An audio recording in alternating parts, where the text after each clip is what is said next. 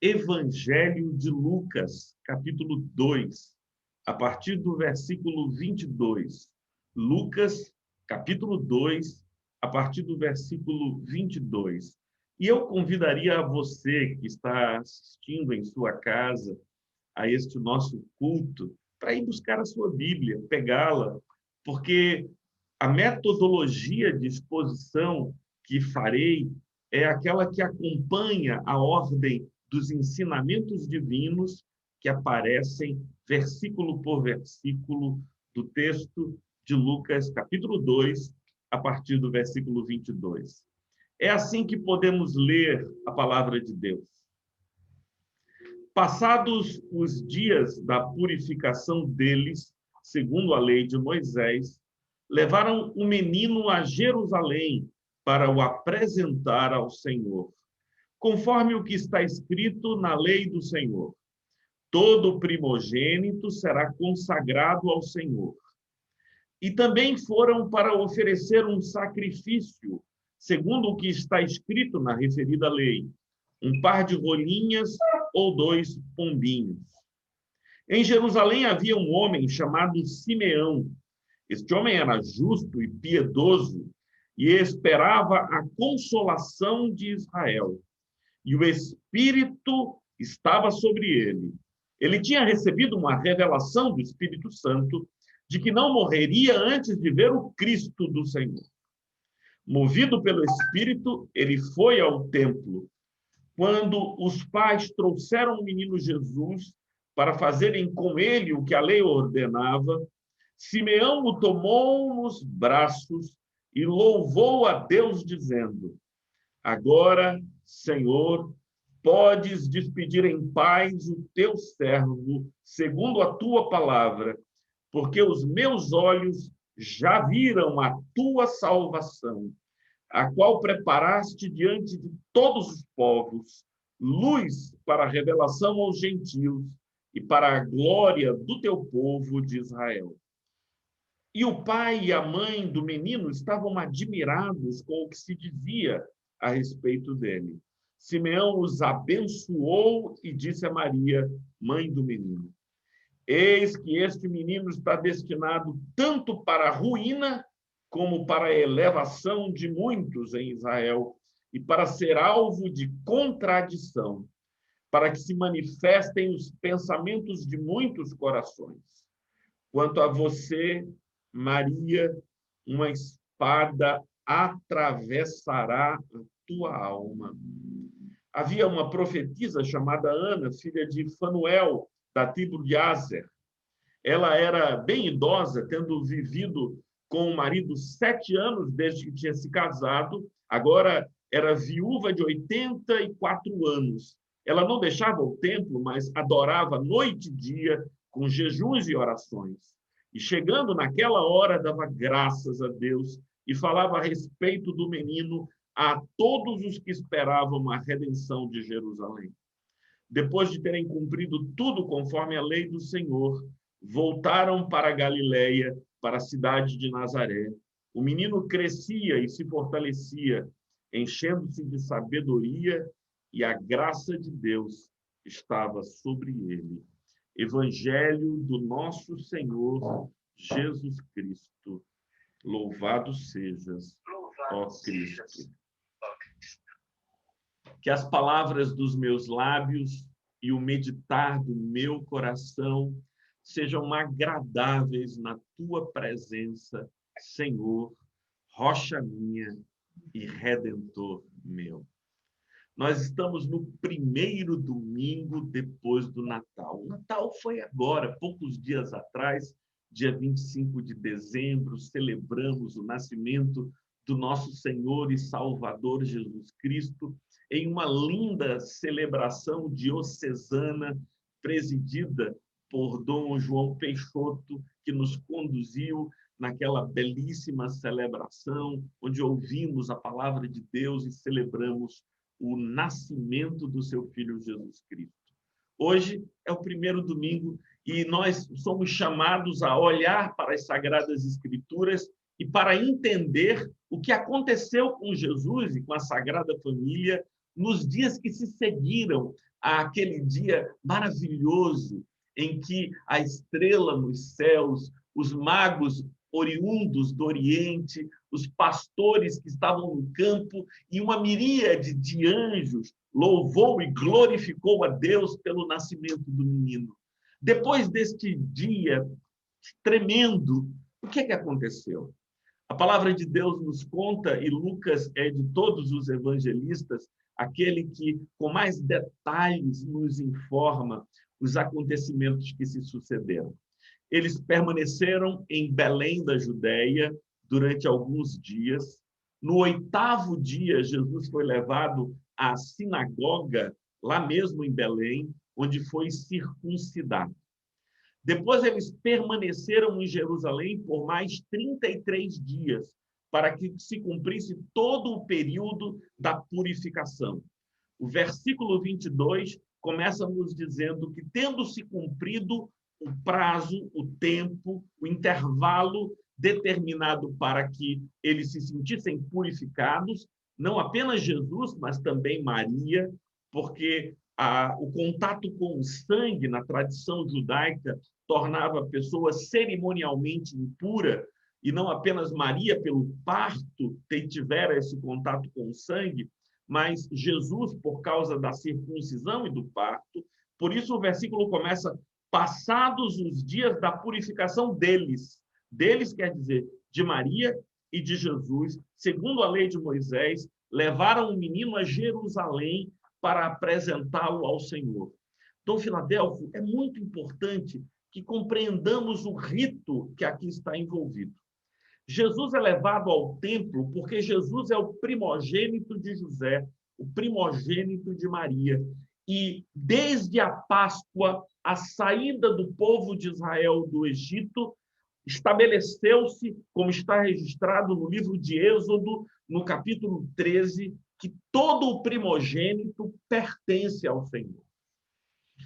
E aqui há uma lição que deleita imensamente meu coração. O senhor lembra bem, Dom Filadelfo, e todos os nossos irmãos da paróquia anglicana da Santíssima Trindade hão de lembrar que a 10ª e a mais terrível das pragas que caiu sobre o Egito foi a morte dos primogênitos. E todos os primogênitos morreram. Uns morreram por causa da mão de Deus. Foram os primogênitos dos egípcios. Outros morreram para esta vida, para se consagrarem a Deus. São os primogênitos de Israel. Por isso estabeleceu-se esse costume de levar o primogênito até a casa do Senhor, porque do Senhor ele é, ao Senhor ele pertence. E não apenas isso, mas estabeleceu-se, como está registrado no versículo 12 do capítulo 13 do livro de Êxodo, que se deveria pagar um resgate do filho, porque o filho é do Senhor. Mas então, de acordo com as posses de cada um, nós apresentávamos ali algo para resgatar o filho, que é do Senhor, para que ele pudesse crescer em nossa casa, ser educado em nossa casa. E aqui esse simbolismo é riquíssimo, porque em Cristo nós somos, todos nós, uma nação de primogênitos, porque todos nós pertencemos ao Senhor. Todos nós fomos entregues e consagrados ao Senhor. E se vivemos hoje, não vivemos para nós mesmos, vivemos para a glória do Senhor, porque é como homens e mulheres consagrados que nós devemos viver em comunhão com o Pai, em serviço aos irmãos. Isso é que fomos chamados. E assim fizeram os nossos irmãos Maria e José, levaram o seu primogênito até o Senhor e pagaram, diz o texto, no versículo 24, um par de rolinhas ou 2 pombinhos. Ou seja, eles deram a oferta que os homens mais pobres dão. Não deram um bezerro cevado, mesmo um cordeiro. Não, deram um par de rolinhas, pombinhos, que este é o sacrifício, esta é a oferenda feita por gente pobre, Dom Filadelfo, porque aprove a Deus revelar o seu amor entre aqueles de quem não se esperava. E então, ali no templo, enquanto Jesus era consagrado, e o costume era que os anciãos que ali estavam pudessem ter e abençoar o menino, quando este homem chamado Simeão pegou o menino no colo, o Espírito Santo revelou a ele que havia se cumprido uma antiga promessa que Deus lhe fizera, que ele não morreria antes de ver a salvação do Senhor manifestada ao povo de Israel. Quando chegou a vez de Simeão, e Simeão pegou o menino nos braços, foram estas as palavras que ele disse, a partir do versículo 29 se lê: agora, Senhor, podes despedir em paz o teu servo, segundo a tua palavra, porque os meus olhos já viram a tua salvação. Ah, meus irmãos, que lindo! Simeão não vê um menino. Simeão não vê um menino pobre vindo das mãos de Maria. Simeão vê a salvação de Deus. Hoje de manhã eu estava lendo uma fala de Jean-Paul Sartre, escrita em 1940, e Sartre diz de modo tão bonito, Karina, Sartre disse que o sangue de Maria fez-se leite de Maria. E o leite de Maria fez-se leite de Jesus. E o leite de Jesus fez-se sangue de Cristo. Assim, o sangue de Maria era sangue de Cristo, pela intermediação do leite que lhe dava, não apenas porque Jesus havia nascido dela, mas também porque por ela, por seu sangue, era alimentado. E então ver essa palavra, Dom Filadelfo, que agora sim nos aparece aqui de modo tão revelador, porque aquela criança seria o salvador, não apenas de Israel, como esperava Simeão, mas de todos os que creem nele, que crerem na sua palavra, que crerem na sua vida, que crerem na sua entrega. Então, o que é que significa dizer que Jesus é Salvador? Essa é uma questão que me parece importante. E poderíamos caminhar pela perspectiva tradicional que nasce em Santo Agostinho e que é reafirmada nos grandes reformadores como Lutero, Calvino e Zwinglio, de que esta salvação diz respeito ao fato de que o Senhor nos salvou do pecado e da condenação decorrente do pecado. Então, por causa do pecado, nós nascemos destinados à condenação e, por causa deste destino, nós carecíamos de salvação e o Senhor Jesus, pagando o preço na cruz do Calvário para a nossa salvação, fez-se nosso Redentor, nosso Salvador, e por ele podemos ter confiança de nos aproximar de Deus e tê-lo como Pai e servi-lo na certeza de que ele nos salvou da condenação e do castigo para a vida eterna. Mas eu comecei referindo Sartre e eu queria dar hoje, com ousadia e com certa coragem, uma perspectiva existencialista à ideia da salvação.